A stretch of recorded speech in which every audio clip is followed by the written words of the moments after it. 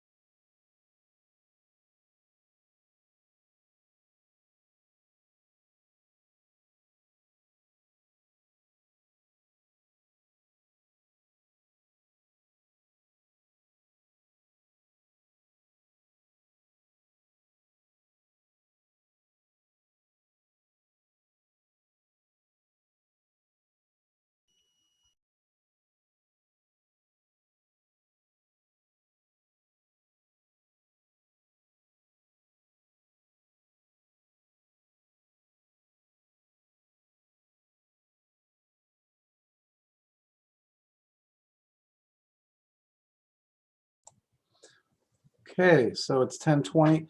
Cheryl, how many people are here to speak in favor of this bill on Franklin County? Yes, there are 2 people on the list plus Senator Black. There's 3 people actually, but Are they all for the bill? there's 2 for, and I think Senator Black is for. Yes, yeah, he is. Gwendolyn Doak, did you get your registrants list? I just, no, I don't have it in front of me, but, Okay. so if you could bring on all 3, if they're all for it, why don't you just bring them in? Okay, Gwendolyn Doak. Yeah, she's gonna try to be here on time. She's at a meeting, so she won't be able to make it if we Okay, start is now. Representative Landry here? Representative Landry and Senator Black, I will bring those 2 in. Yeah, that would be Okay. great. Thank you. And Representative Donna Dorr, welcome. You want to introduce yourself? It's great to have you, as always. Thank you, Senator. Good morning. I'm Representative Donna Dorr, and I represent a portion of Augusta. Great. Senator Baldacci. Oh, it's going to be one of those mornings, isn't it? Gwendolyn Doak is here, and she is for it, so I will let her in. Okay, great. Okay, good morning, Senator Black and Representative Landry. Great to have you. Is Representative Landry, do you want to get started about the bill and why we should pass it? Yes. Can you hear me all right? I can hear you, yep. Very good. You love technology. Good morning, all. Senator Baldacci, Representative Matlack, and esteemed colleagues of the Joint Standing Committee on State and Local Government. I'm Scott Landry. I represent District 113, the towns of Farmington and New Sharon in Franklin County. Thank you for the opportunity to introduce LD 621, an act to increase the number of Franklin County commissioners. Since the act establishing Franklin County was passed in 1838, many things have changed. Farming and lumbering were the primary sources of income. At that time, 3 county commissioners were established. Today, lumbering and farming are still important industries, but our forefathers would not have anticipated that tourism, including skiing, snowmobiling, and ecotourism, would emerge as drivers of our economy, and that the northern communities would represent about 50% of the county tax base. 3 commissioners that are primarily representing the southern portion of the county do not adequately represent the needs of the northern portion of the county. The 129th legislature passed LD 940 to address this issue, and it was signed into law. That bill, however, permitted but did not require the commissioners of Franklin to submit it to the legal voters of Franklin County. They did not submit it to the voters. LD 621 will require the commissioners to submit this proposal to the voters at referendum held in November 2024. There will be no fiscal consequence to the county as it will occur in conjunction with the general election. It will add 2 commissioners for specific regions that provide the Rangeley and Carabasset communities with the representation they deserve. This is not a bipartisan issue. Having 5 commissioners will produce more discussion and more equitable treatment for each district. Thank you for your consideration. I would be happy to answer any questions you may have for me. Thank you, Representative Landry. I think you meant to say this is a bipartisan issue, correct?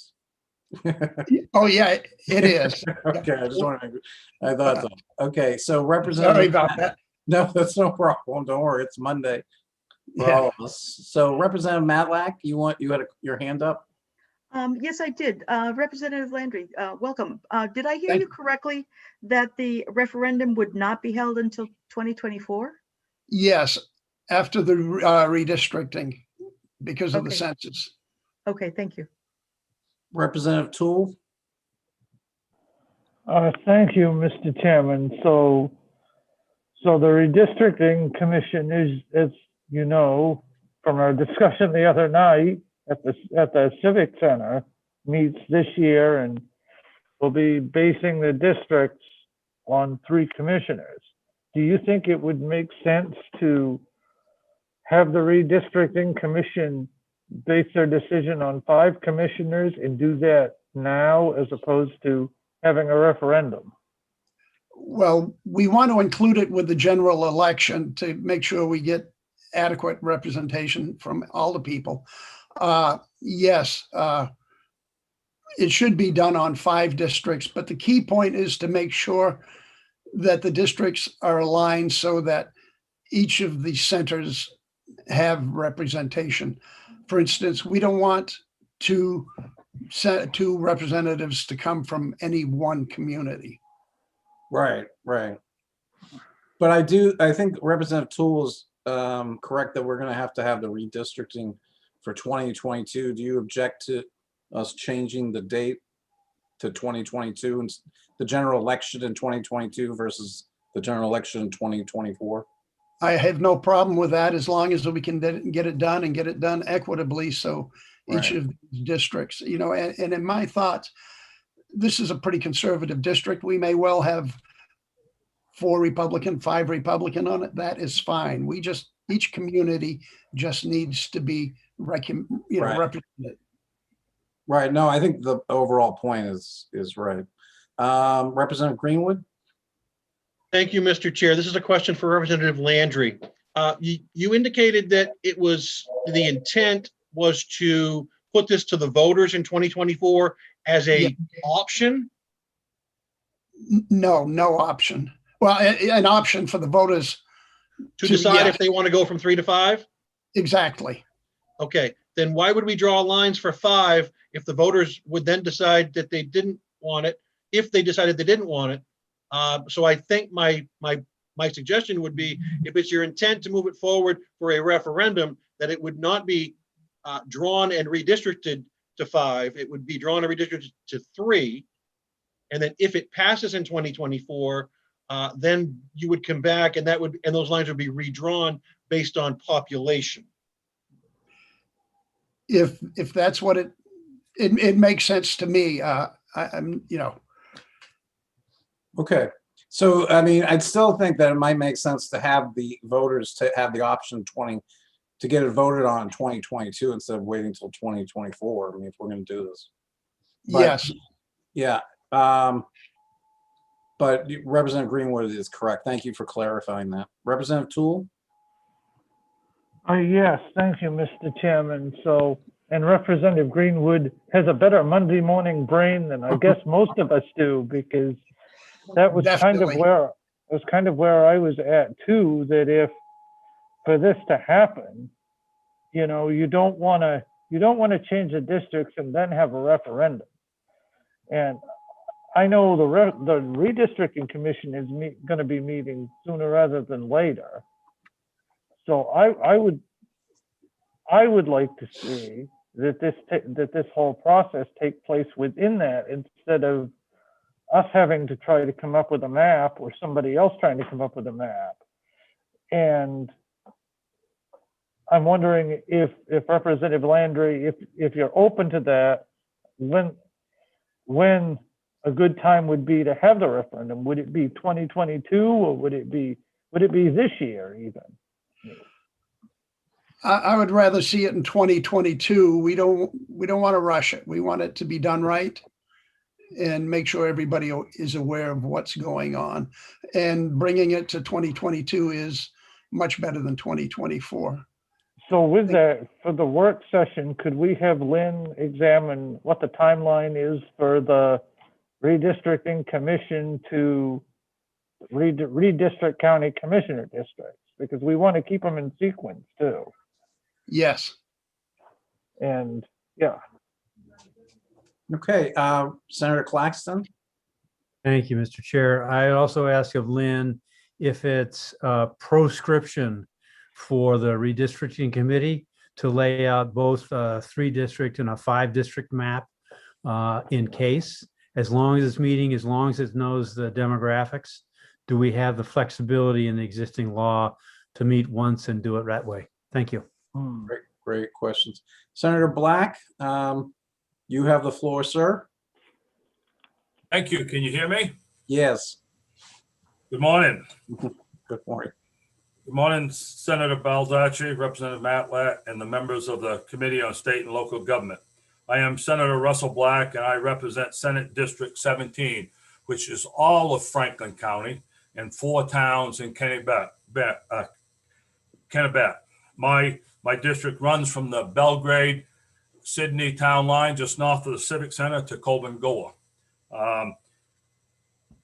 I co-sponsored this bill for the same reasons I did in last session. As you are aware, this bill passed and was signed by the governor. And because of some issues in the language, the vote never happened. The referendum vote never happened. I have continued to be contacted by a number of selectmen from various towns and town managers throughout Franklin County who would like to see more county commissioners so that their towns would have more representation at the county level.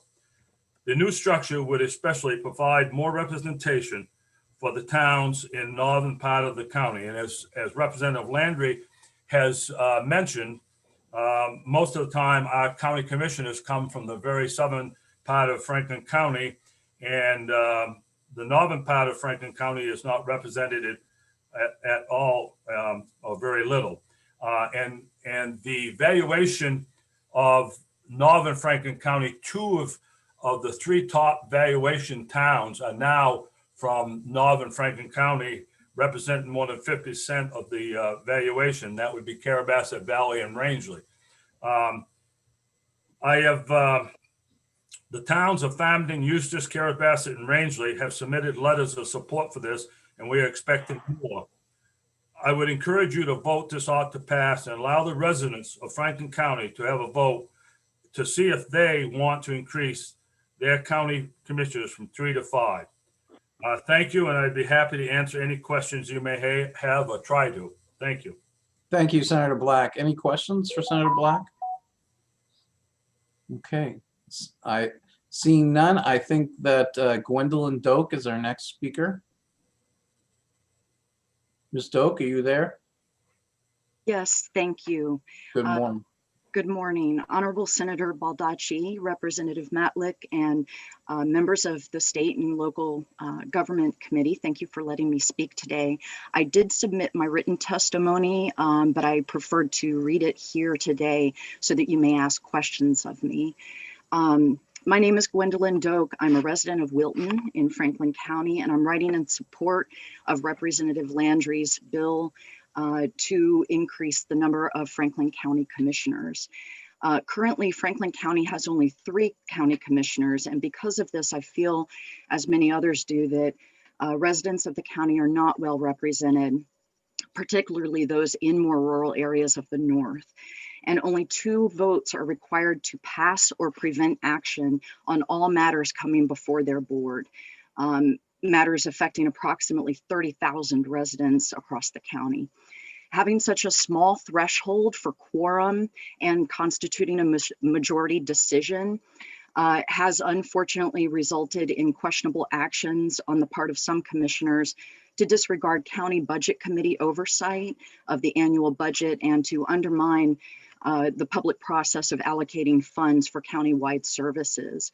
The most recent example of this was the refusal of 2 commissioners to sign checks to give payment of designated funds to several nonprofits in our community, our county. And those were organizations providing vital services, transportation, utilities, nutrition, housing improvements for heating, and workforce development to vulnerable citizens. Further, when the proposal to increase the commissioners was introduced last legislative session, the language error allowed the commissioners to derail the vote by just simply refusing to put it on the ballot for voters. With 5 commissioners, residents would be more fairly represented. I would like to add just what Senator Black pointed to, is that the largest portion of our tax base is coming from Carrabassett Valley and Rangeley, which have no representation on our board. And with 5 commissioners, we would be more fairly represented, and any decision would require a minimum of 3 members to approve or to reject. This would foster a more thoughtful and more balanced decision-making process, as well as ensure the proper disbursement of allocated funds. I'd like to add, they are utilizing a loophole, I believe, in the statute.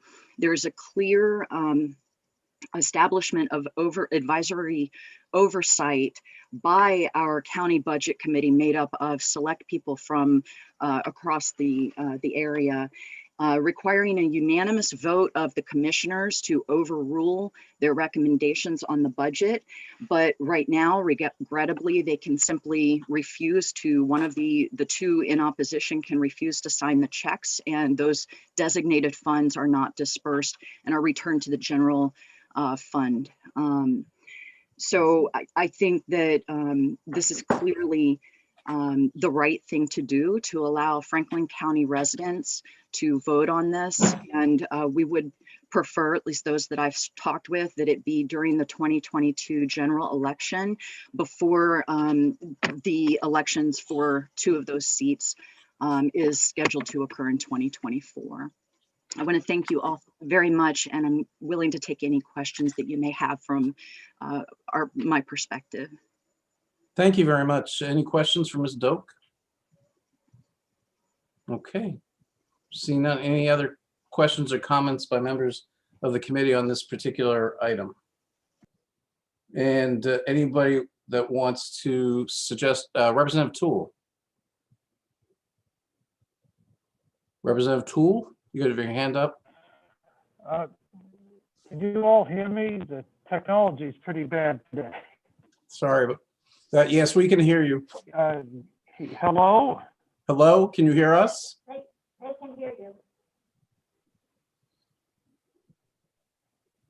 Okay, well, let me, Okay, so my question would be that if this does go to 5 county commission,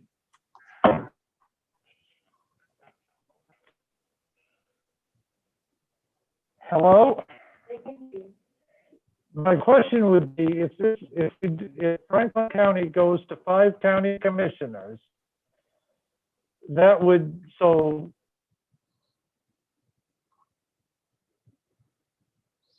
okay, I think we lost Representative Toole momentarily. That's seems to happen sometimes with all of us. So Representative Matlack? Yes, sir. Thank you, Senator Baldacci. Do we have the representative from the Secretary of State's office to chat with us also? Neither for nor against.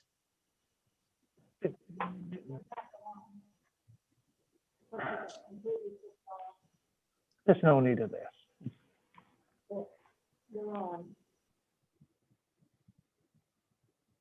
Representative Toole, can you hear us? Okay, we're just having some technical difficulties. Cheryl McGowan, can you hear us? Yes, it just seems to be Representative Toole. He's having issues for some reason. Representative Toole, there you are. Good to see you again. How you doing? Can you hear us? No, I hope. there he is. All right, I'll try to make my. Yes, I can. Okay, great. So I'll try to make this question brief because I'm honestly getting fed up with this technology. But so, hello? Yeah, we're here.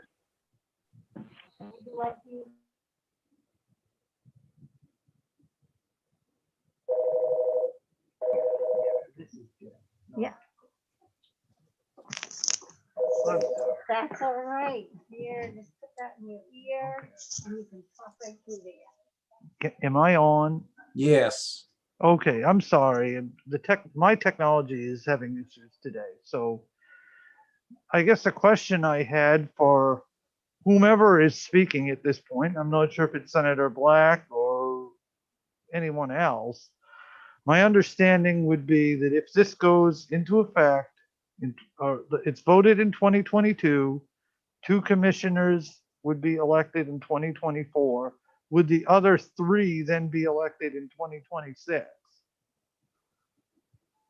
And I'm not sure who's going to answer that. Senator Black, you want to answer that, or Representative Lantry?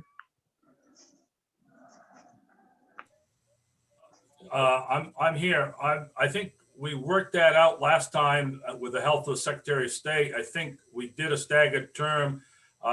We didn't, if somebody was already elected in the previous election, we didn't vote them out until their term was up, I believe. Right. We gave them a chance to finish their term.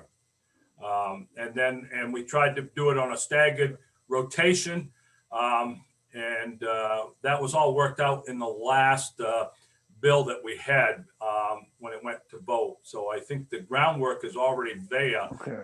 except election day of, and redistricting. I mean, we really want this to go out to a referendum. We want the people to be able to vote on it, not be censored by the county commissioners.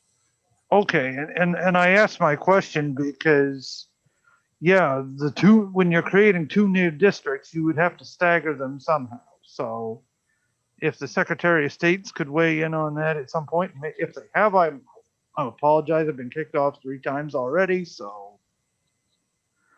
Nope, no need for apologies. Thank you, Representative Toole. Representative Matlack, you did have your hand up, but it seems like you've put it down. No, my question was whether or not we were letting this representative from the Secretary of State's office in, because she is scheduled to testify also, neither for nor against. Okay, is Cheryl, can you address that?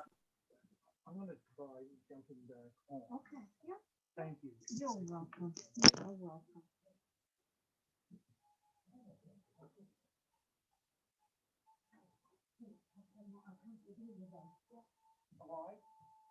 Yes, yes. Okay. Senator Baldacci, Ms. Packard is here with us. Great. Welcome, Ms. Packard. Thank you. Good morning, Senator Baldacci, Representative Matlack, and members of the committee. My name is Melissa Packard. I'm the Director of Elections for the Secretary of State.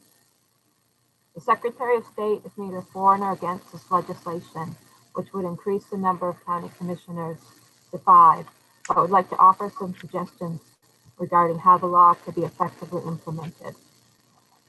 As we've discussed, Franklin County currently has 3 county commissioner districts. The commissioner districts outlined in this LD are identical in makeup to the districts currently affect. However, the expiration districts have been changed. Districts 1 and 2 were elected in November 2020, with the winning candidate elected to a 4-year term or until 2024. This bill would provide that each of those districts would be on the ballot again in 2022 for a 2-year term. The commissioner in District 3 was elected in 2018 for a 4-year term, so a new commissioner is scheduled to be elected in 2022. In LD 621, this district is still elected in 2022, but only for a 2-year term. Section 65 of Title 30A states that redistricting of county commissioner districts must occur every 10 years, with an extra districting scheduled for 2021 based on the population figures from the 2020 census.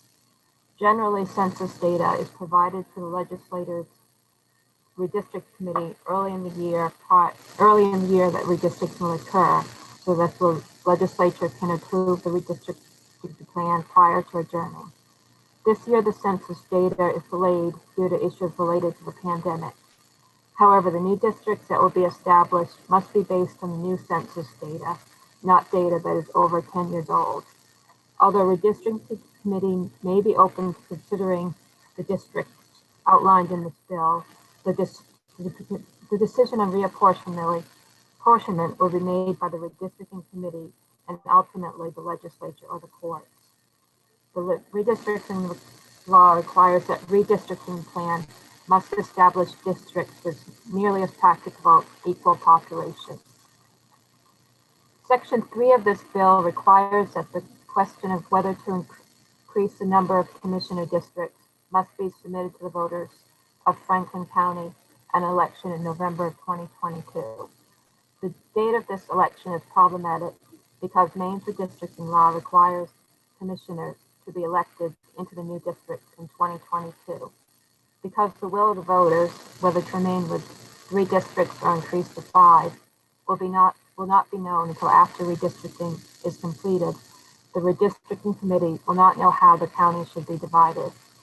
Additionally, the bill does not specify how the terms would be staggered if the voters choose to remain with 3 districts.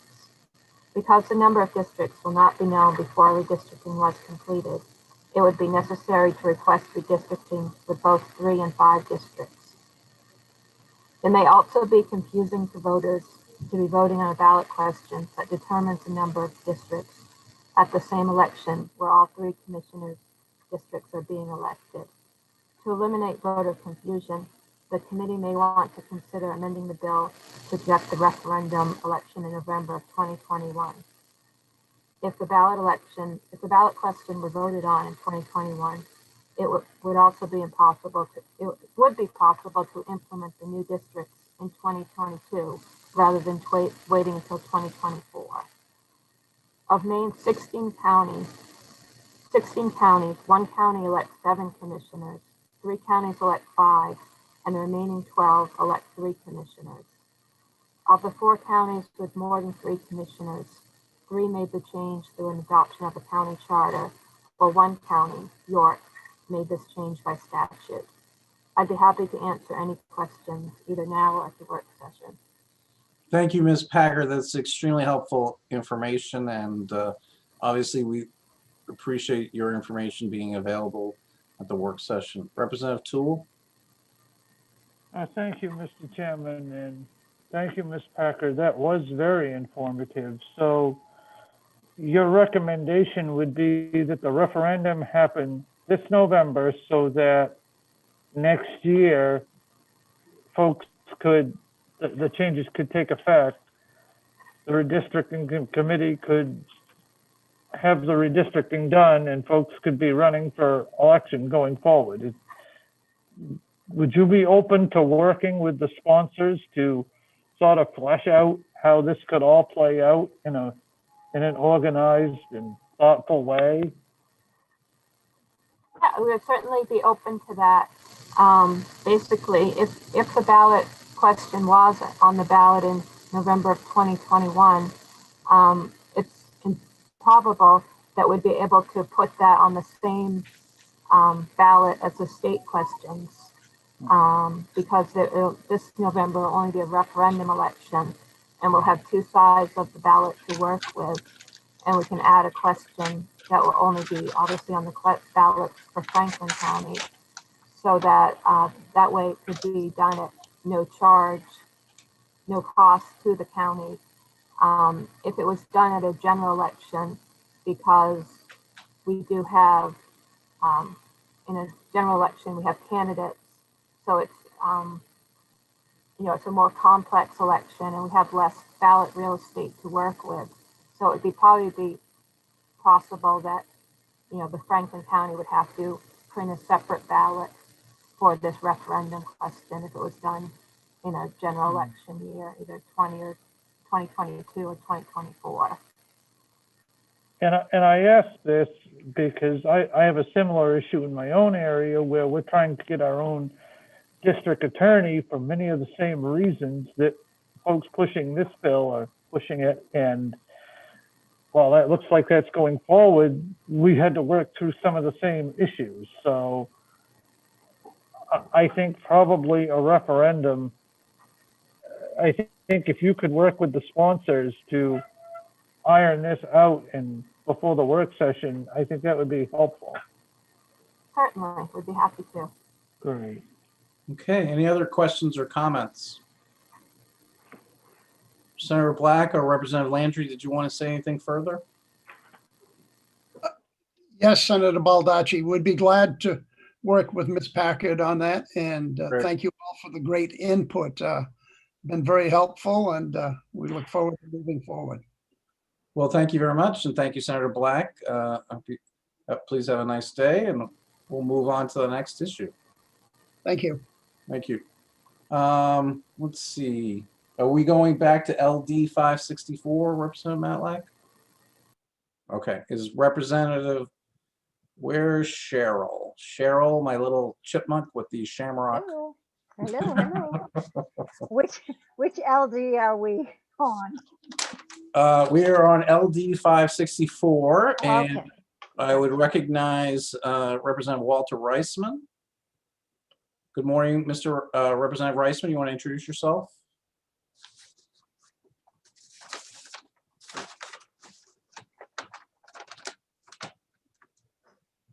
I can't hear you. Good morning, everybody. Can you hear me now? Yes. Representative, Senator, can you hear me? Okay, thank you. I just have, like everybody else, I'm having technical problems. My name is Representative Walter Reisman. I represent District 69, which is Bridgeton, Harrison, and Denmark. Thank you. Thank you. Okay, so Representative Connor, good to see you. Good morning. Good to see you as well, Mr. Chairman. And I served with Representative Connor on the Health and Human Services Committee, so we spent a fair amount of time with each other. So Representative Connor, your bill is an act to save money by eliminating the requirement that annual reports of state agencies, by eliminating the requirement that the reports be printed, correct? That is correct. Okay, and I'm sorry if I'm unaware, do you have an estimate as to how much this would save? If you'll indulge me, Mr. Chair, I will actually get into that in my testimony. Okay, great. So Yeah, this is where he explains his bill to us. We get to ask questions after he explains his bill. Oh, yes. No, I understand. Thank you. Representative Connor, you have the floor, sir. Thank you, Mr. Chairman. Senator Baldacci, Representative Matlack, and distinguished colleagues of the Joint Standing Committee on State and Local Government. My name is John Connor, and I proudly represent House District 58, which is part of Lewiston. The origin for this bill is that I was looking for common sense ways to help our state government save money. Someone pointed out to me that there are still requirements in law for the state to physically print and distribute certain reports that are much more easily accessible online. We have all seen how the digital dissemination of information has allowed us to much more cheaply and easily spread information around the state and around the world. The publication that is referenced in this bill is important information that is compiled annually by the Department of Administration and Financial Services Bureau of the Budget and provides the main state government annual report. This publication is over 400 pages long and provides very useful information. It is also available on the Bureau of the Budget's website. Current law requires that this report be printed and distributed. However, it is my contention that those that make use of the information included in this report likely have access to it online and can receive the information they need by accessing the report on the Bureau's website. I do not have the exact figures for how much the department spends each year on this report, but I believe the department will be here today and can likely answer many of your questions. Obviously, this one cost-saving measure is not going to unilaterally save millions of dollars, but a dollar saved is a dollar earned, and one less dollar we need to raise in taxes or borrow to meet the needs of our government. I thank you for your time, and I urge the committee's favorable consideration. Thank you very much. Representative Matlack, you have your hand up.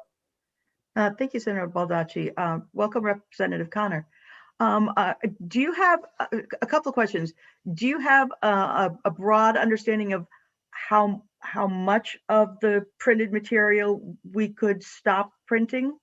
Do you know, is it extensive, or was there a way that you will be putting in place ideas of how to determine whether or not to stop printing certain reports? Thank you, Representative Malik. I do not have the exact number of prints that are being printed. Obviously, in law, in statute, it states that at least 55 have to be printed and distributed. The current law also states that these have to be printed and then can be offered for sale. My contention is rather than printing numerous ahead of time and then selling them, we should just have them online. And if the public needs them or somebody wants them, they can pay as they go for an individual report. But I believe that it needs to be fleshed out in the work session and with the department of exactly how many are being printed and how many we can do away with. Okay, my other comment would be that at this stage, with all the issues we've been having, I believe it's mostly the wind that's causing all of our issues with technology this morning. I know it's howling down here on the coast, but that there are people who do want printed copies, anticipate printed copies. I know that in certain committees that I serve on, that printed copies are a necessity. So to arbitrarily stop printing all materials, I think would be a detriment to some people who don't have the opportunity to go online to get them, and may not know that that it's problematic for some people who are used to working with printed copies and don't have the facility to go online to even order something like that.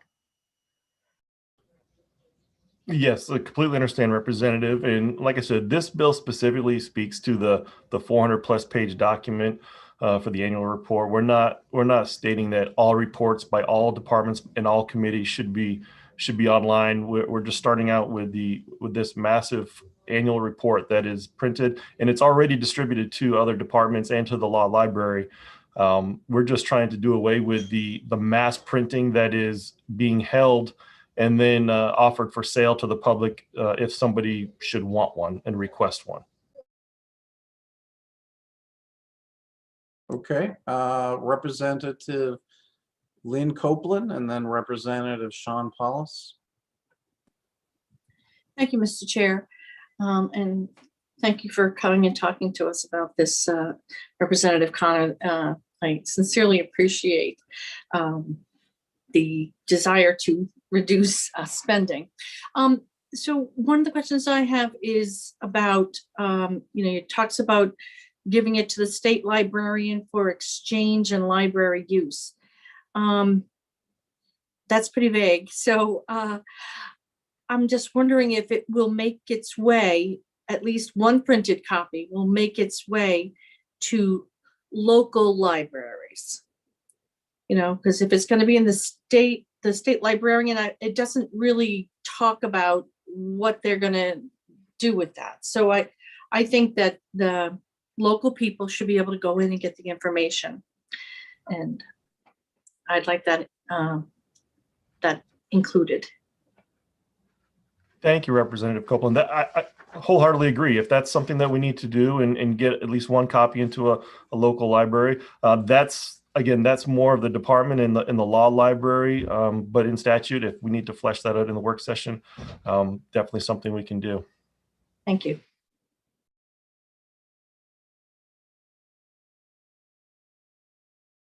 Thank you, Representative Copeland, Representative Paulus, and then Representative Toole. Thank you. Kind of going off of that kind of line, I was just wondering if you had spoken with like the archive, because they have to, any report and stuff, there's usually a schedule, archive schedule for anything like that. I just want to make sure that, if we're not, doing printing, that we make sure that we have something with the archives, make sure that there is something. Yes, thank you, Representative Paulus. So this bill is not aimed at completely eliminating all printing. I just want to make sure that that's crystal clear. There are still going to be prints that have to go to the archives and to the law library and to the other departments. This bill is mainly targeting the mass printing of the documents that would be used for sale to the general public and anybody who wants it. So there will still be archived copies. Yes, sir. Okay, so Representative Toole. Thank you, Mr. Chairman. So several things here. I know several years ago, the Department of Inland Fisheries and Wildlife, they put out their little book of all the hunting and fishing laws. And after a while, it was determined that that needed to go digital, and copies were sparse and hard to get. And there was an outcry over that. Now, I guess my first question would be, are you concerned that access to this information will be limited in some way, and that we will unintentionally be furthering the digital divide? And my second question would be, do you think a better way of approaching this bill would be to have Department of Administrative Financial Services sort of do an audit or an inventory of all the reports that the state produces and make a determination as to which of those that are currently being printed really need to be printed going forward? Do you think that would be a better way to go with that? Well, thank you, Representative Toole, for the questions, and let me see if I can answer them in the correct order. So I don't believe that this would add to the digital divide. I think that we're talking about a massive report that comes out on an annual basis, and I don't see too many citizens walking around with the binder of this and asking for this information, at least not in my experiences. But again, we're not doing away with printing of this particular report. We're just saying if people request it, and they can still go to the exact same office and department and request the document, it'll be printed on a one-off basis, and that cost will be then deferred to the citizen that's asking for it versus printing them all in mass ahead of time. So I don't think that it'll add to the digital divide. I think adding more information online and then being able to request it is helpful. In answer to your second question, that is my actual intent, and my hope is that by providing this bill, that we can get the department to do an audit to say, hey, maybe we don't need to be printing all of these documents. If there are hundreds of these reports that are stacked up in an office somewhere that are not being utilized, then yeah, that hopefully it does spur an audit from the department, and they can determine whether or not these prints need to be printed or not. So you would be okay if we were to amend the bill to do precisely that, to request the department do an audit and come up with recommendations as to which reports need to be printed and which not? Representative Toole, I would be more than happy with that. Whichever method gets to the most common sense way of saving money and saving trees and paper, I'm all for. Okay, any other questions or comments? Okay, so I believe, I'm sorry, Representative Copeland, you have your hand up. Thank you, Mr. Chair. I think I like the idea of the audit of all of these, so why limit it to just this? But I think we need input from those who are doing this printing and so forth. Maybe there are audits already in place and we don't know. So I think we need more information from within to see, how these are generated and what the checks and balances are in processes that we may already have.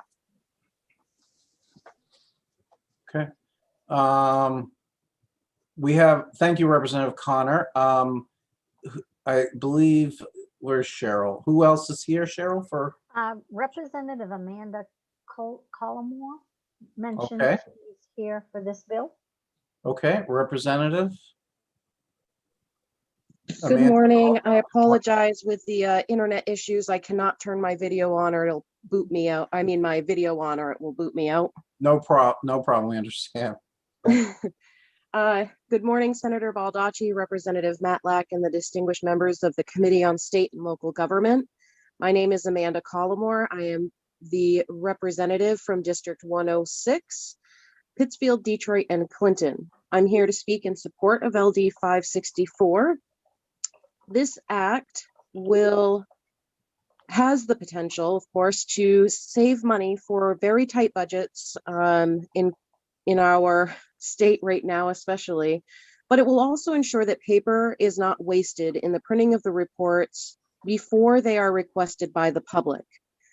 As our world moves to a more virtual society, even more so this past year, many individuals access the lengthy reports online.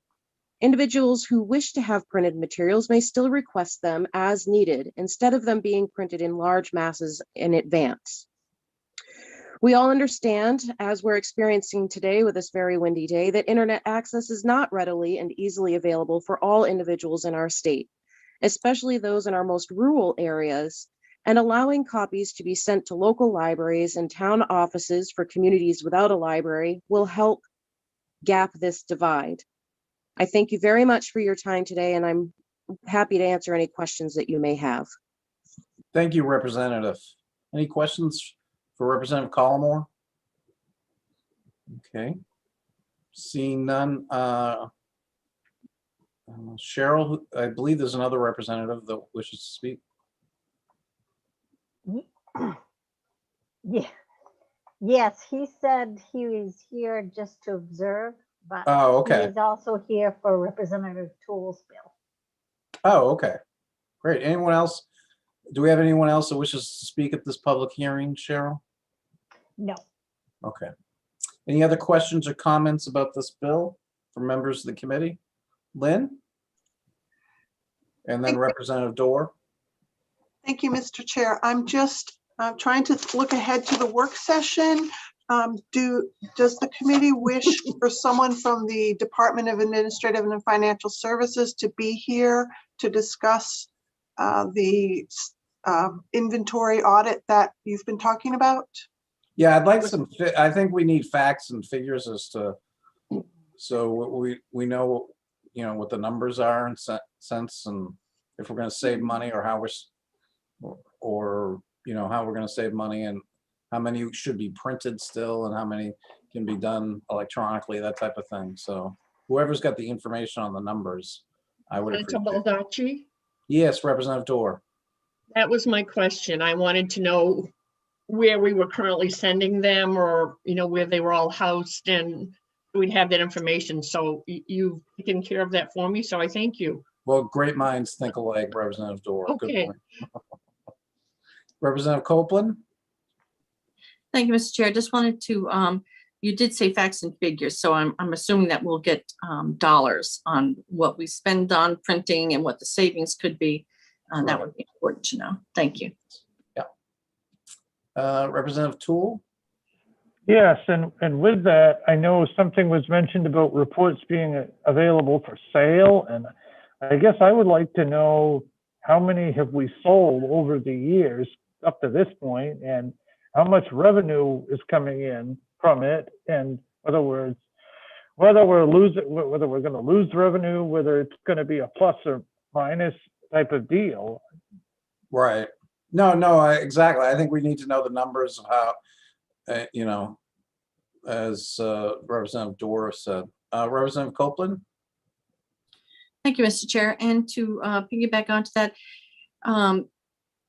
just coming from a manufacturing background, doing a one-off to sell to somebody, I think with all the setup and everything, that would not be efficient. So if they could weigh in on that piece as well, what their minimum would be for their setup, and you know, maybe that's why they print extras, because you know, it would pay to print extras than to do one-offs. So yeah. Be good information to know. Yeah, those are all good questions. Representative Connor, thank you very much. Thank you, Mr. Chair and committee. I appreciate it. Thank you. Okay, so I will close the public hearing on that matter. And then Lynn, what is our next item? It is LD 584. Okay. And who is here to speak for that? Representative Toole and Rebecca Graham. Okay, Representative Toole. Well, thank you, Senator. I confess, when I started my introduction this morning, I started reading my testimony by mistake. So bet you how this day's going. Okay. So Senator Baldacci, Representative Matlack, distinguished colleagues of the State and Local Government Committee. My name is Will Toole.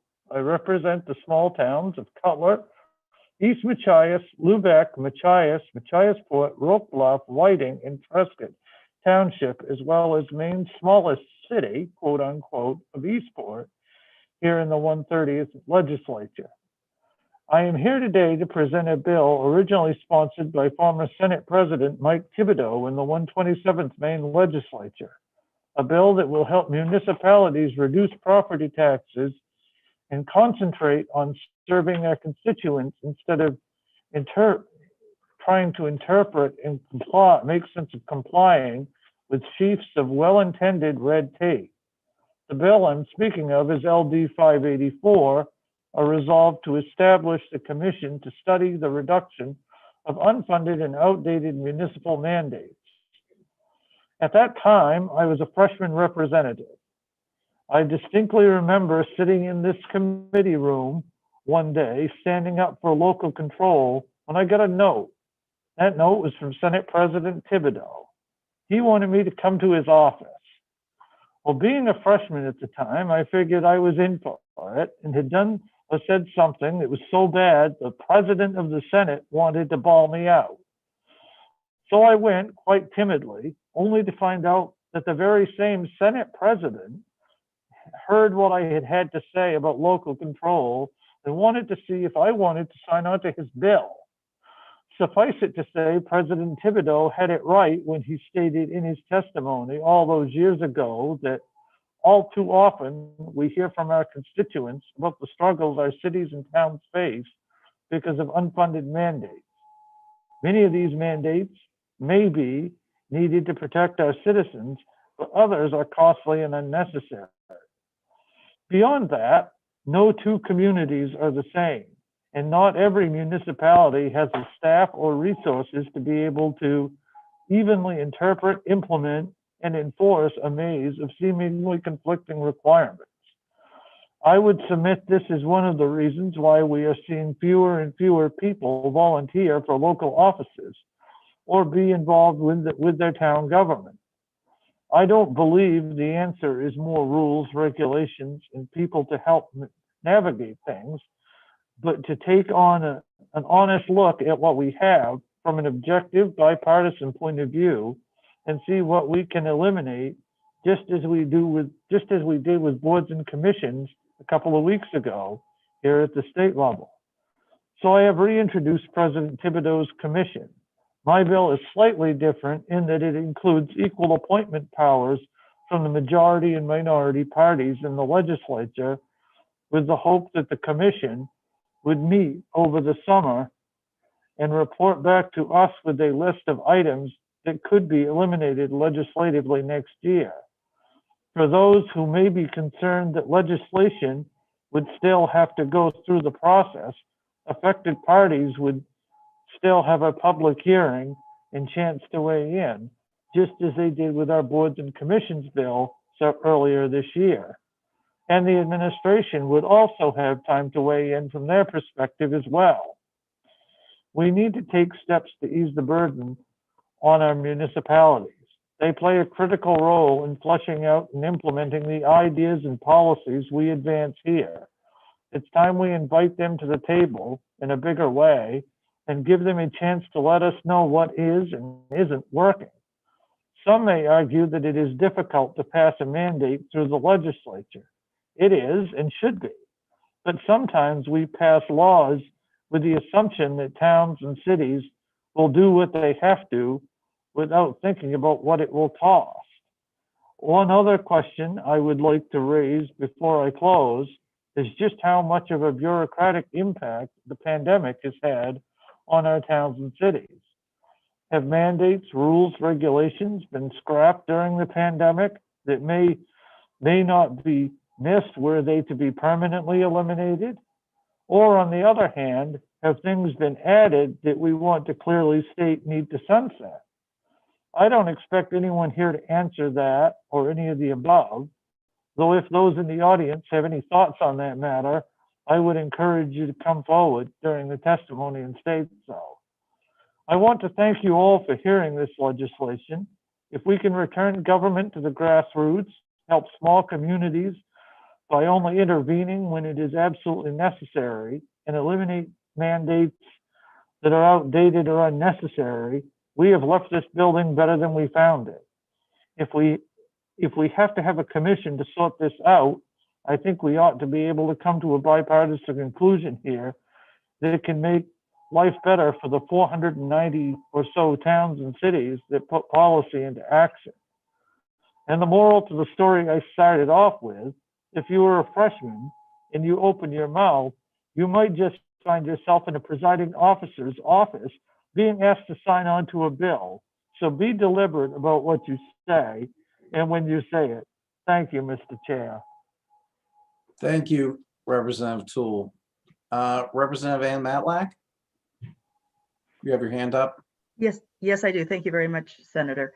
I had a question about who would be, so it would be executive director of the legislative council would make the appointments, but I know that in the bill you were referencing about outdated commissions and so forth, it went through the Secretary of State's office. Now, what entity or multiple entities would be reviewing what the municipal mandates might be?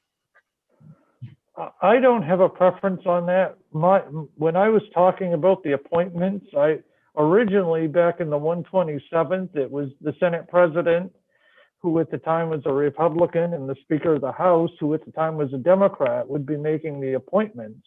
And this commission would meet during the off session to identify, there would be municipal stakeholders as well.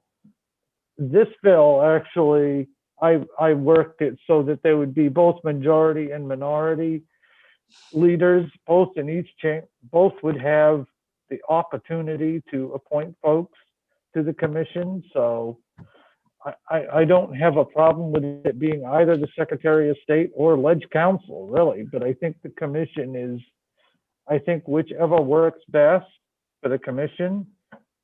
I think as long as this happens over the summer and a list be generated so that we could, with the idea of potential legislation next session. Thank you. So I was looking for sort of a guiding agency that would be able to assist the members of the commission in reviewing what the mandates are. Would you go through every mandate? They would have to find the mandates first and then have to review the impact. So I was wondering what the guiding entity would be that would assist in creating the list of mandates that were out there right now. Oh, I see. I think that is why it was the Secretary of State originally. So either that or DAFs, one or the other, whichever. I don't have a preference, but it might be better for the Secretary of State. I don't know if they have any thoughts on that, but okay, thank you. Certainly for the work session, I would invite them to participate. Okay. Representative Copeland. Thank you, Mr. Chair. And thank you, Representative Toole, for bringing up this issue. It would be great to have things streamlined and not have unfunded mandates, which are never well received by municipalities. My question is in the bill, lines 25 through 28. It talks about if the legislative members team is vacated and the member is not reelected. Then it says when such vacancy occurs, the president of the Senate or the Senate minority leader or the Speaker of the House or the House minority leader shall appoint a new legislative member as appropriate. So I think that,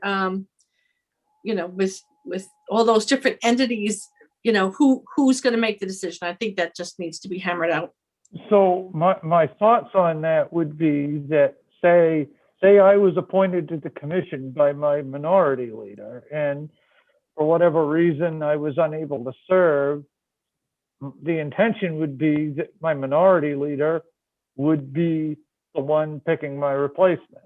That's my intention with this. Now, yeah, I think that's probably the best example I can give. So if you were on, if Representative Copeland was on it, or Representative Matlack, and the speaker or for whatever reason, the speaker needed to make another appointment, that it would be up to the speaker. So it would be based on the member, basically. Okay, well, I have no problem with that, but the language doesn't say that. So I think it would need to reflect that. And that's perfect. That's perfect, because I basically took the bill from previously and had the reviser's office update it with majority and minority or proper terminology. So if that needs to be clarified, then I'm certainly fine with that. Okay, any other questions, Representative Dorr? Thank you, Senator. Representative Toolwood, this group, once they were appointed, could they meet virtually, or would they have to come to the State House every time? You know, I didn't think of that in this. At the time, it was not virtual, but certainly I would hope that we're all back in person by summertime. But if not, certainly maybe a provision, certainly a provision for virtual meetings should be added in. I was just thinking about the cost of travel could be saved. Yeah, no. And also you want to include people from municipalities and right. No, far flungs of the state, so. And that is a great point. I mean, certainly with the pandemic, I mean, while things may be getting back to normal, that may be an option to allow for that if that's what the commission would like. So, and even what we would like. I mean, I don't have a problem with it. I'm Great. open to. Okay, no, I think that's a great suggestion, Representative Dorr. Any other questions or comments? Okay. Seeing none, is there any other information we'd like to have for the work session on this item? Well, you have Rebecca Graham here to speak. Oh, I'm sorry, Rebecca, from the Maine Municipal Association, correct? Correct. Thank you, Senator Baldacci, Representative. Yeah, welcome. Distinguished members of the Joint Standing Committee on State and Local Government. My name is Rebecca Graham, and I'm providing testimony in support of LD 8584 on behalf of MMA and at the direction of our 70-member Legislative Policy Committee. I'd like to thank Representative Toole for calling out the heavy lift that municipalities have been doing during COVID. That's greatly appreciated. Thank you so much, and thank you for this bill. Just a little bit of background and history. Prior to the imposition of state collected broad-based or all-in sales and income tax collection in the mid-20th century, the obligations of municipalities required from the state were established in kind of the least restrictive ways possible, and it allowed local capacity to guide the implementation. For example, the obligation to provide for the basic needs of the impoverished was a municipal requirement, but how that was accomplished was not dictated by law. In the 1970s, a lot of the mandated programs became more prescriptive based on state-created standards that were legally enforceable. Shoreland zoning, subdivision review, and solid waste management all shifted to the communities, and penalties for non-compliance were stiff, both on and largely on those communities as well. So municipal government was required to expand, and the property taxpayers fitted the bill for those services. And coincidentally, at that same time, municipal revenue sharing began.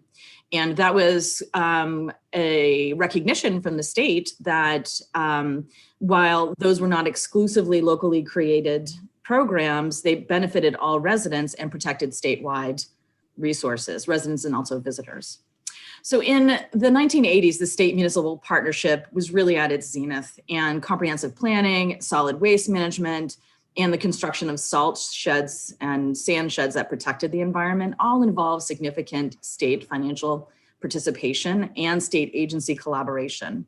But those programs collapsed with the recession in the early 1990s. And arguably, we have been kind of in that state ever since. It's never fully returned. Municipalities, in many instances, are viewed less as government partners tasked with collaborative delivery for necessary services, and more like regulated entities that are directed to carry out enforcement for often conflicting regulation and data collection activities with exclusively local revenue and local legal funds. At the same time, the state continues to exempt more and more property from local taxation without replacing that lost revenue, which further shifts that burden onto a smaller pool of payers for services that everybody enjoys. So the ebb and flow of resources and responsibilities is now kind of more of an ebb of resources upward and a flow of responsibilities downward, leading to what municipal officials refer to as a death by 1,000 cuts. Annually, legislative committees pass legislation that are perceived to have a minimal new duty on municipal government. However, collectively, they add up to a significant burden upon municipalities and kind of a laundry list of responsibilities that often come with no funding because they're seen as small when they're looked at in isolation. So a comprehensive view of the tasks that are mandated on local government that this commission proposes is really welcomed by municipal officials. And such officials would ask that you vote unanimously on Representative Toole's bill, and also including county governments within that as well, in an effort to balance and restore that state municipal partnership. And also assist those folks that are on fixed incomes who are a really large part of our population and really can't afford to shoulder more of a burden through property tax in their only residential asset. So we're happy to supply any information for the work session and assist in any way.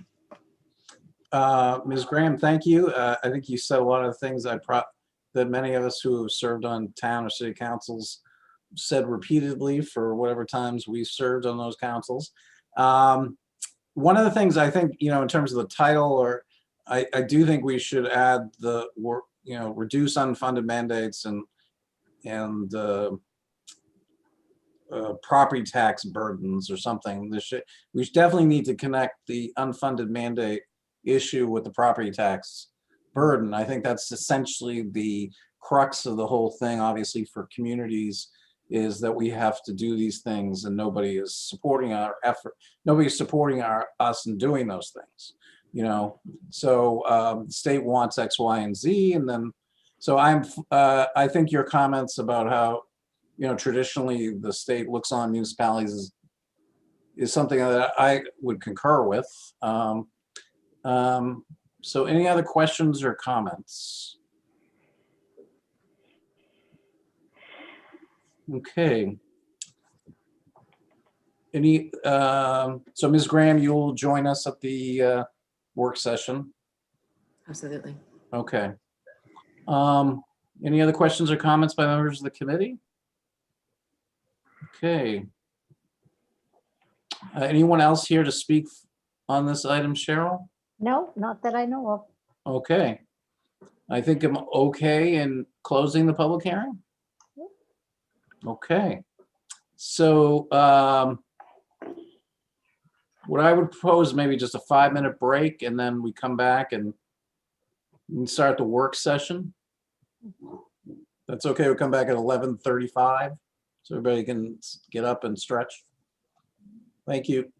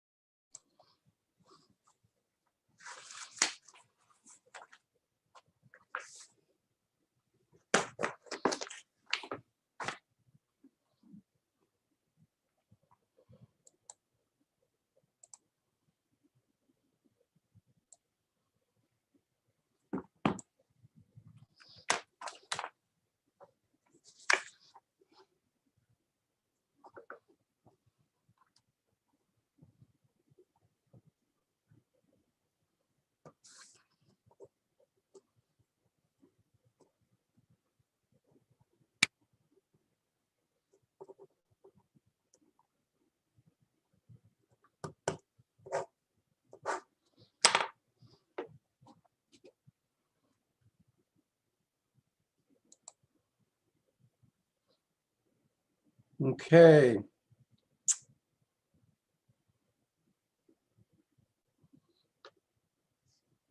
Oh, the real Representative Bryant comes in.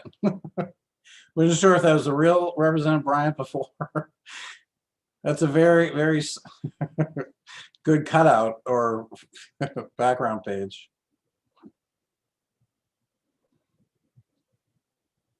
I can't hear you, Mark. Probably should have my mask up here in the balcony. I like that. I like that. Okay, we are just waiting for a couple more. Representative Matlack at a little before noon, I'm going to have to jump off to go to another meeting. So I'm going to, if you can continue and conclude this matter, would be great. Thank you. Certainly. Okay. Looks like we have a quorum. I am Senator Joe Baldacci. I represent District 9, which is the city of Bangor and the town of Herman. And I'll be presiding over this work session of the Joint Committee on State and Local Government. The format is new to us, and we expect that there will be unforeseen glitches and mistakes. Please be patient. We will be doing our best, and we all learn as we go along and hopefully improve along the way. Thank you. The purpose of this meeting is for the committee to receive information from staff and others in order for members to consider legislative proposals before them and make recommendations or reports to the legislature. Only committee members, the committee analysts, and those specifically invited to attend will be participating in the work session using Zoom. For members of the public wishing to observe the meeting, it is being live streamed on the committee's YouTube channel and will also be recorded for viewing after this meeting is concluded. We are also broadcasting the audio of this meeting on the legislature's website, legislature.maine.gov. The YouTube live stream of this meeting, which is accessible to the public, begins at the scheduled start time for the work session and will remain on until the end of the day's work. If your video or audio is on, even if the committee is not then in active session or is on break, the public can still see, or hear you or what you have to say. Please remember to mute your microphone when you are not speaking. Please check to be sure that your name appears correctly on the Zoom screen. This is a public meeting, and I must remind you that while we are meeting, discussion must happen on screen and not by way of the Zoom chat. You may use the chat to request to speak or to indicate that you are having a technical issue or to indicate that you are momentarily stepping away from the screen. However, again, you are not to use the chat feature for substantive discussions. If you are having technical difficulties, please contact the committee clerk, who will try to help resolve the problem, or contact the Legislative Information Technology Office. Members will speak with leave of the chair. Materials will be provided electronically for this meeting, either through screen share, email, or posted on the committee materials page before the meeting or soon thereafter. When it comes time for the committee to vote, we must have a quorum present, at least 7 members, including a senator. In order to be counted as present, your identity must be visually verifiable on the Zoom screen. I will now call on members to introduce themselves. I will start with Representative Reisman. Good morning. Good Thank you, Mr. afternoon. Chairman. Almost. Could you introduce yourself? Good afternoon. Thank Yes, you. sir. Good afternoon. Thank you, Mr. Chairman. My name is Representative Walter Reisman. I represent District 69, which is Bushton, Harrison, and Denmark. Thank you. Great. Representative Sean Paulus. My name is Sean Paulus. I represent House District 52, which is all of the city of Bath. Okay. Senator Kim Rosen. Thank you very much. I'm Kimberly Rosen, Senate District 8. My district goes from Castine all the way up to Lincoln, and I live in Bucksport. Great. Senator Ned Claxton. Thank you, Mr. Chair. My name is Ned Claxton, and I'm proud to represent the folks in Senate District 20, which is Auburn, Minot, Mechanic Falls, Poland, and New Gloucester. Great. Representative Kathy Downs.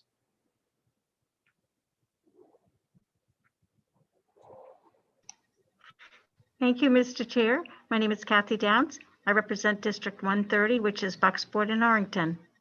Great. Representative Randall Greenwood.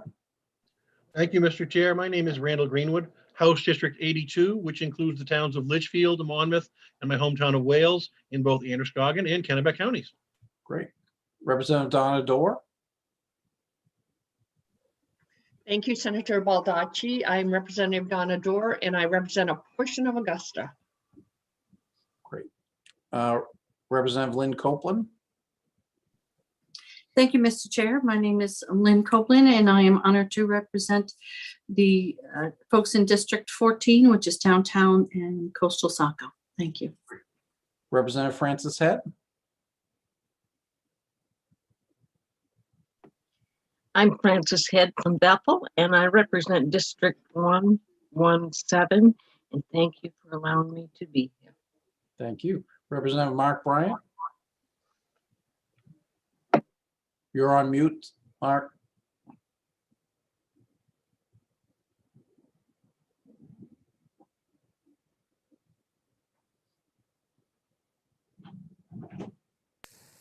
There we go. Oh, yeah. Thank you, Mr. Chair. I'm Mark Bryan. I represent House District 24 out of the town of Wyndham. Thank you. And my co-chair, Representative Ann Madlack, who's going to be taking over the meeting. I have to step off at 11:55 to go to another meeting. And Representative Matlack, good morning. Hi there. My name is Ann Matlack. I represent House District 92, which includes the communities of Cushing, Thomaston, South Thomaston, St. George, Matinicus, Creehaven, and the Muscle Ridge Islands. Great. Okay, so now we'll open the work session on LD 375, which is an act for greater accountability of sheriffs. I think there was a note in chat that was mentioned that Representative Toole would prefer that the other bill go first. The Cemetery Commission, is that correct? Okay, I must have overlooked that. So I'll open the public hearing for LD 379, which is to establish a state cemetery commission. Senator Rosen, you have your hand up? Yes, thank you, Mr. Chair. I just got a call from the sponsor, Senator Keim, on the other bill. Yep. The accountability of the sheriffs, and she would like us to table that bill because she's getting together with the group later this week. If that's Okay. possible. And I don't know what order you want to do that in, you and Representative Matlack. Well, if that's her preference, why don't I open the work session on LD 375 then, and why don't you, do you want to move to table it? Yes, I make a motion, we table. Okay, I'll second that. And I think we still take a vote. Cheryl?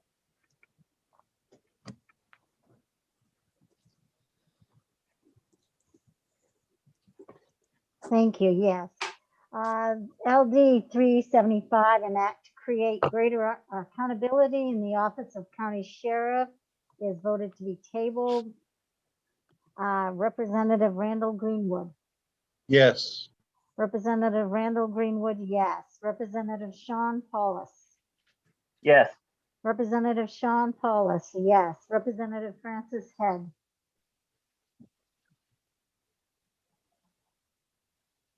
Yes.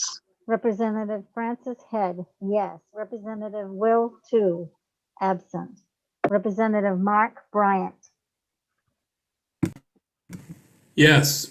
Representative Mark Bryant, yes. Representative Ann Matlack. Yes.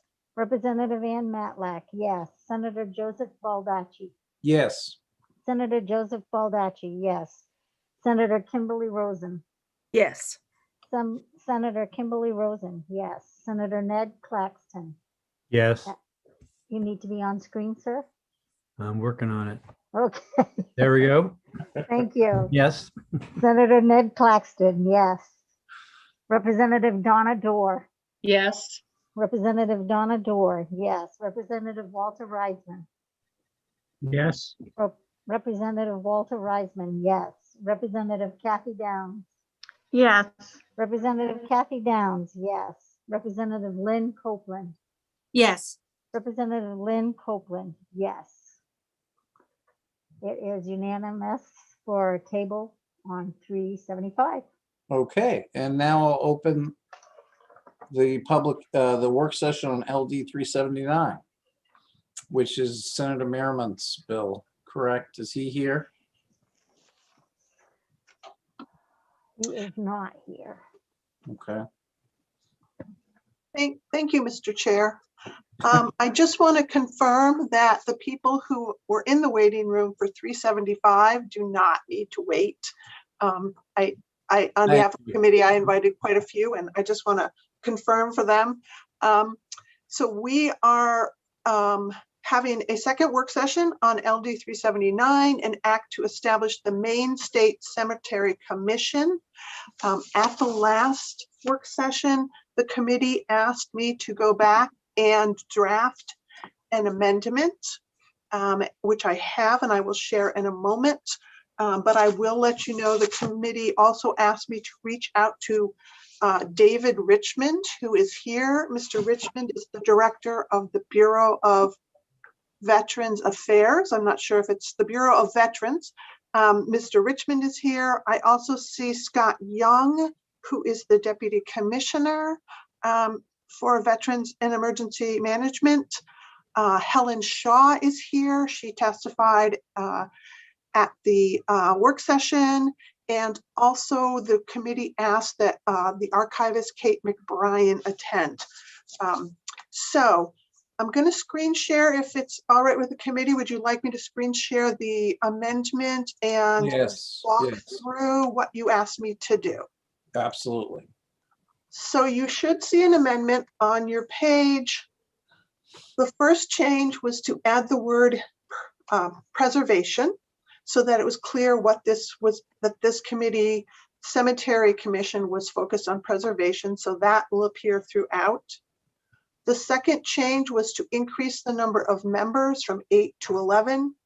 And you'll see all the changes are in red. So the 3 new members. In G, we have a member representing a statewide association of realtors. In H, a member representing a historical society located in the city of Portland. And the new J is 1 member representing the Wabanaki tribes appointed by the tribal governments of the Wabanaki tribes. I use this specific language just so you know, because it is language that the Wabanaki tribes proposed in another bill in marine resources. So that is the phrasing that they prefer. So the 3 new members. The next change is removing section 2, which was the optional member. So the committee asked that that be removed. The committee also asked at the request of the interested parties that the Preservation Committee has an obligation. It's a shall and not a may. So that change was made. And then the committee asked that there be language in the bill about bylaws. So I created this language. Again, it puts in things that specifics that the committee may not, did not discuss. For example, I say it shall adopt bylaws within 1 year of the effective date. That I made up that date. You also wanted it to specify what the bylaws would say. So I wrote the bylaws must provide for the regulation and management of the affairs of the commission and must include, must establish. These were the specific items that the committee identified, which is the terms of office, the method for selecting a chair, and the method for filling a vacancy.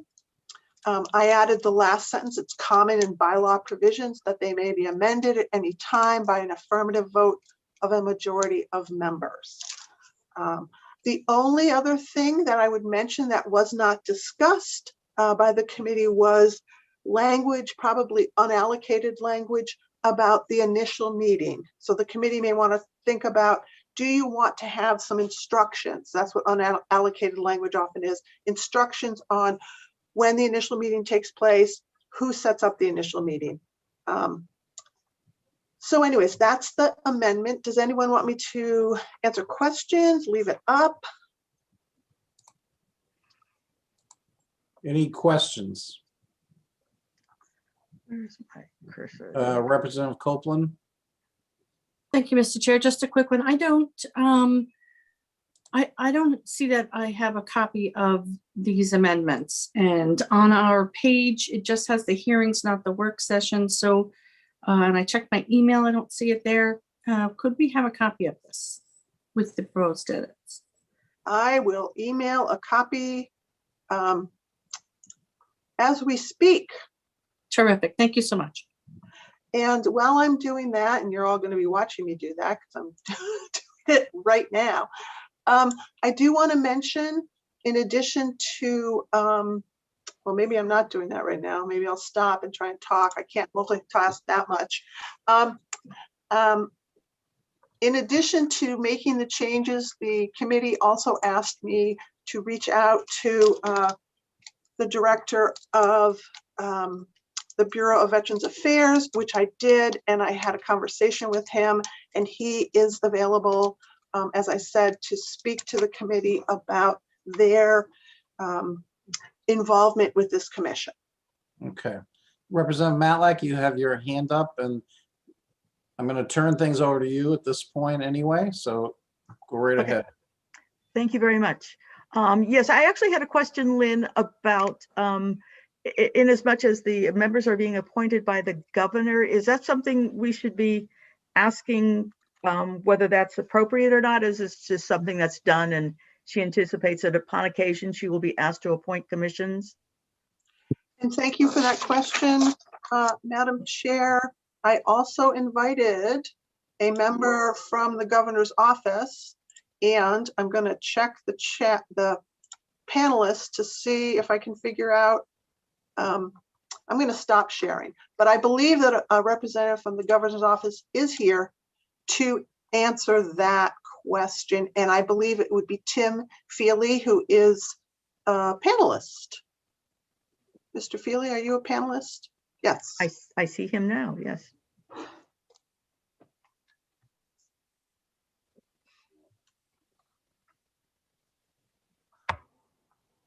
Hello. Hi, could Welcome, you repeat Mr. the Feely. question? Hi, thanks for having me. I'm Tim Feely, Deputy Legal Counsel in the Governor's Office. And I'm sorry, I was multitasking too. So could you repeat the question for which Yes, I sir. was buzzed in? Yes, sir. We were wondering about, in many respects, asking for this commission to be formed without confirming with the governor's office that that's okay with them. I wonder what being new to this committee, I was wondering what the process was for creating a committee such as this, and what the legal ramifications are for the work that this committee will be doing. Thank you, Representative Matlack. When the bill was originally printed, we reviewed it, and the governor wasn't making appointments to this, and there was just one representative from state government. The director of the Bureau of Maine Veteran Services was going to be a member, and so we didn't take a position on the bill, didn't object to the bill as drafted. I've been told since that there were discussions of having an entity of state government responsible for it. And that starts getting into resource concerns and who the appropriate entity is. David Richmond, I think, is in the Zoom room as well. I'll let him speak to that. But anytime these commissions start getting formed, there are resource concerns because it's going to add to somebody's work in state government. Is that a general sort of overview of that answers your question? I think so, yes. And I was just noticing these are, I wasn't able to closely read the amendment, but it looks like all the members are like preservation of an association dedicated to preservation of neglected cemeteries appointed by its board of directors. so that wasn't including the governor's office. So Okay. I'm not aware that that's unusual, if that was your question. Yeah. One of the other concerns that has been popping up with regard to this is many cemeteries are now landlocked, inaccessible by members of the public, members of the family. So we may get into issues such as that. Is this something we should be cognizant of before we form this commission, or do you have any recommendations on how we deal with issues of public access within this commission, or should that be part of the what we ask the commission to do is seek out legal counsel on how to best answer these questions of ancient burying grounds that may be now part of somebody's back 40 that you can't get to without going through their yard? I think it would be better for this commission to think about that. I have given that no thought. Okay. So I wouldn't want to. Okay. I wasn't asking you to comment on that, but just the idea that we might have those concerns, as the commission might have those kinds of concerns. Do we need to have somebody else on the commission to would deal with that? Well, I would think between, I saw there was an amendment for realtors, and MMA has its own legal counsel. I think they would be a member. I don't know that you need to add somebody specifically, but that's up to you. Okay. Thank you, sir. I don't know necessarily that somebody in state government would be. It's more like private legal advice in a way. So I don't know that the state would be the one necessarily. I guess if it's a policy issue, but anyway. Thank you. Lynn, you were going to respond to my question? I was. Thank you, Madam Chair. You are correct. You've identified an issue, which is access to the landlocked ancient burying grounds. There have been many prior discussions on those laws. I will say in this committee, and I will say that the individuals from some of these entities, particularly the cemetery, historical cemetery, they are my impression is they are very aware of what the laws allow and don't allow. So I just wanted to share that. I think that they're very cognizant of what they are allowed to do and where they're allowed to go. And they do have opinions on the laws, and those have been brought to us before. So just a FYI, I think. Oh, thank you. Mr. Richmond, thank you for joining us. The committee is thinking of asking you to do a bit of work on cemeteries, and we were wondering if that is an area that your organization should be taking care of, and if that's something that you have the ability to take on. As Mr. Feely has mentioned, this bill has morphed a little bit to where we are asking an agency within the state government to take the lead on it. And we're wondering whether that's an appropriate way to do this.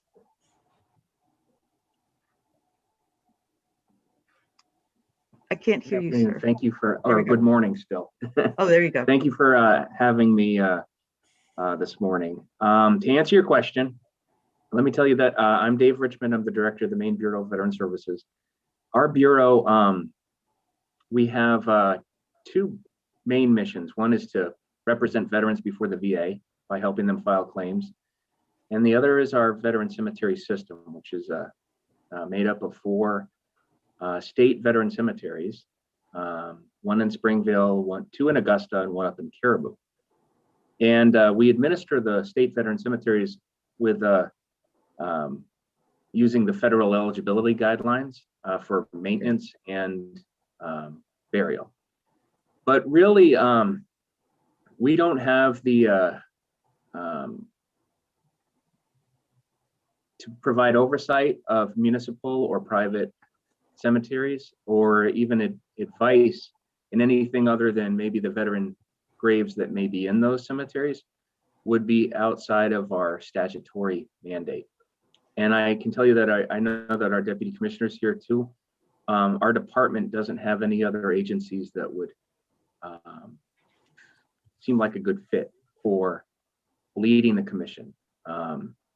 So to answer your question, Ms. Chair, our bureau and our department don't have the correct statutory makeup that lead the commission. However, we'd be happy to have a representative sit on the commission to provide advice for reordering period correct veteran markers for veterans that may be buried in that cemetery. Or we could provide minimum maintenance guidelines as prescribed by the VA. But I would suggest that those are only a fraction of the individuals that are buried in Maine's private and municipal cemeteries. So thank you for, I did watch your YouTube coverage of your last work session, and I know that some of the representatives suggested that our bureau be contacted. I really appreciate that. And I appreciate the opportunity to tell you where we stand on this. Thank you very much. I appreciate your candor. Ms. Shaw, as the foremost expert, as it were, on this issue, Senator Miramount's bill originally did not contemplate having this under the Bureau of Veterans Affairs. Well, where do you think, or how do you think the best way for this commission to be established is, and who should have leadership in making the commission go forward? Okay, thank you for having me, Representative Matlack. You're right, we did not anticipate where to place it in the government. The addition of somebody from the Bureau of Veterans Affairs was because the original idea for Cemetery Commission came from, his name just went out of my head. Excuse me. Ogden? From Peter Ogden. And so that was why we added the member from the commission, or to the commission. I believe Hugh, Matt, again, names are going out of my head this morning. I believe Representative Greenwood has talked to one of my ad hoc committee members, Hugh McMaster, and he had suggested another group which has oversight on establishing modern cemeteries. Perhaps Representative Greenwood could remind me as to who that group is. Representative Greenwood. Yeah, Hugh LeMasters didn't give me the name of that, but he did say that he had talked with you about it. So I don't know the name of the other group that you're referencing. I'm sorry. Okay, sorry about that. Let me see if it's in my notes.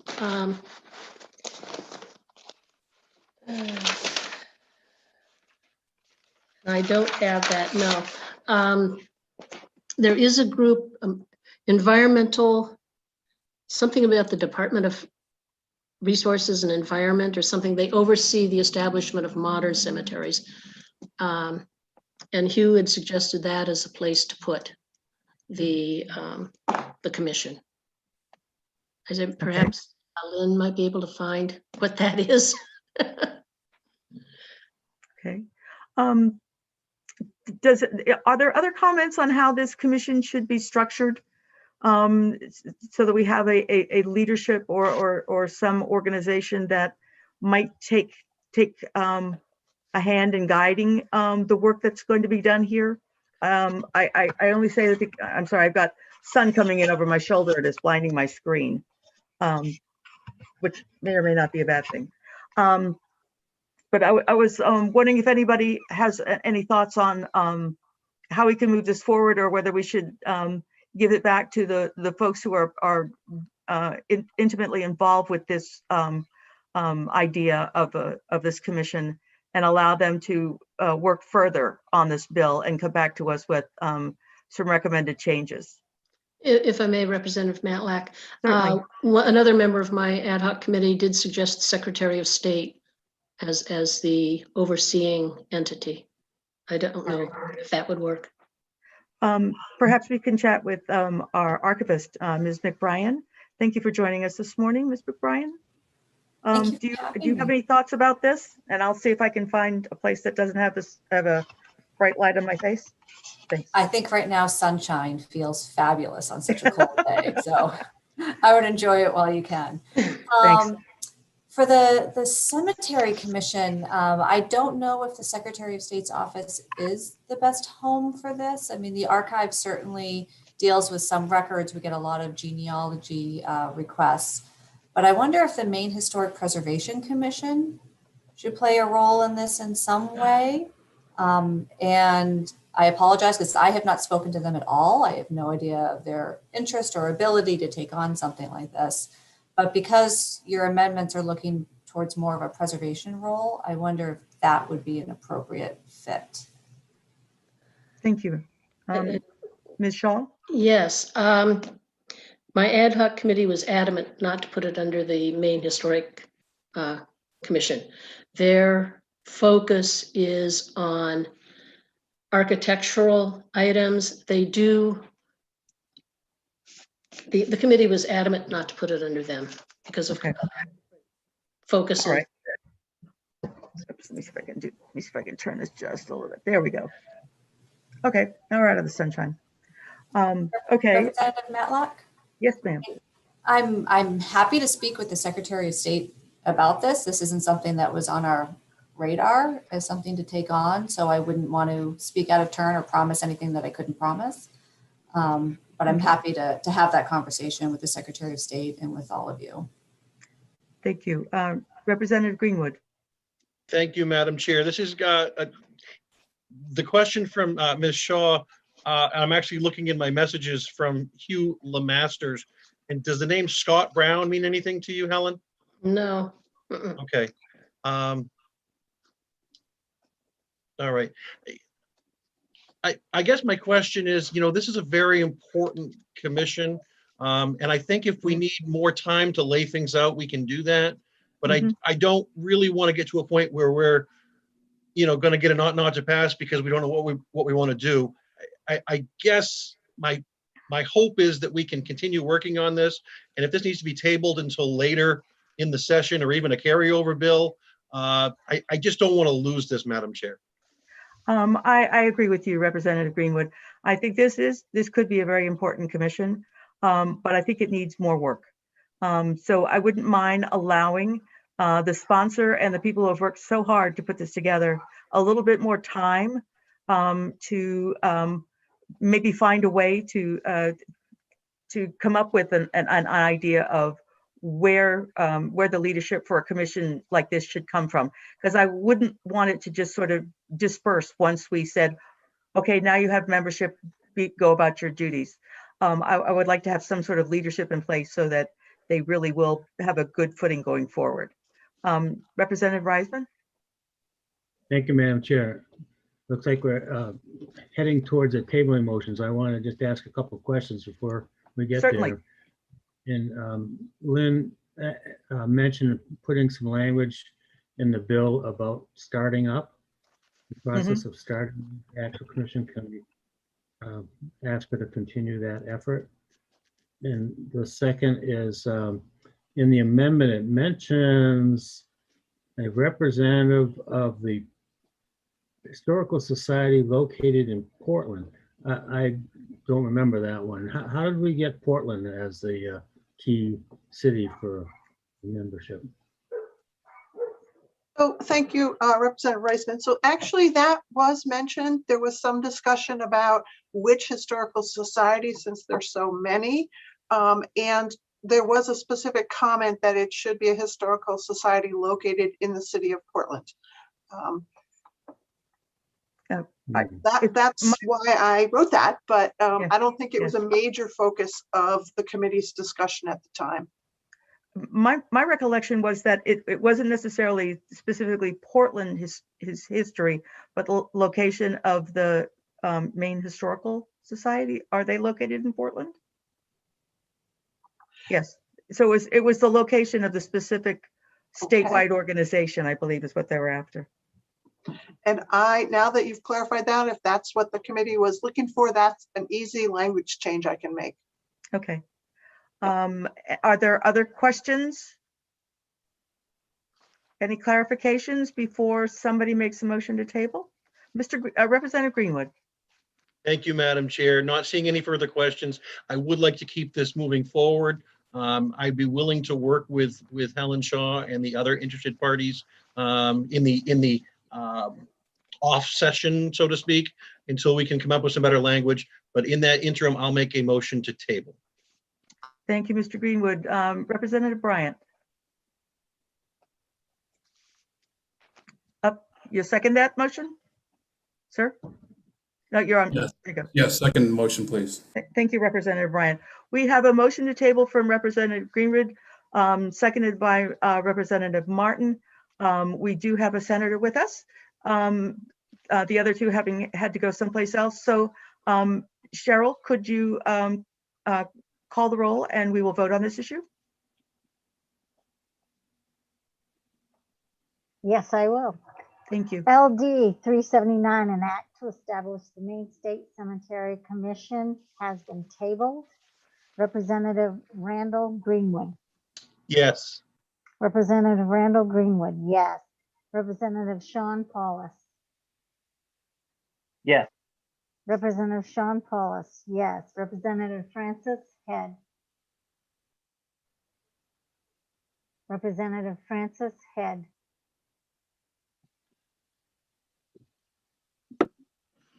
Yes. Representative Francis Head, yes. Representative Will Toole, absent. Representative Mark Bryant. Yes. Representative Mark Bryant, yes. Representative Ann Matlack. Yes. Representative Ann Matlack, yes. Senator Joseph Baldacci, absent. Senator Kimberly Rosen. Yes. Senator Kimberly Rosen, yes. Senator Ned Claxton, absent. Representative Donna Dorr. Yes. Representative Donna Dorr, yes. Representative Walter Reisman. Yes. Representative Walter Reisman, yes. Representative Kathy Downs. Yes. Representative Kathy Downs, yes. Representative Lynn Copeland. Yes. Representative Lynn Copeland, yes. It has been voted to be tabled. Thank you all very much. And I really appreciate the folks from the outside coming in to chat with us about this. This is an important issue, and I'm hoping that by giving you more time, we'll be able to come up with a good configuration for this commission. Thank you so very much. Lynn, do we have any other business for today? Thank you, Madam Chair. We do not have any other business today. Wednesday, we are doing the biennial budget and the materials are online. And I also emailed them to you a long time ago. So if people are missing and want me to resend, maybe I'll just resend. You don't have to reach out. Representative Greenwood says, yes, please. All right. And we have other work on Wednesday, but I have nothing more today. Thank you. Thank you very much. Thank you all for being here. A motion to adjourn? So moved. Thank you. I think there's a lot of seconds. So have a lovely afternoon. It's beautiful and sunny, as you can see. And I'll see you on Wednesday morning.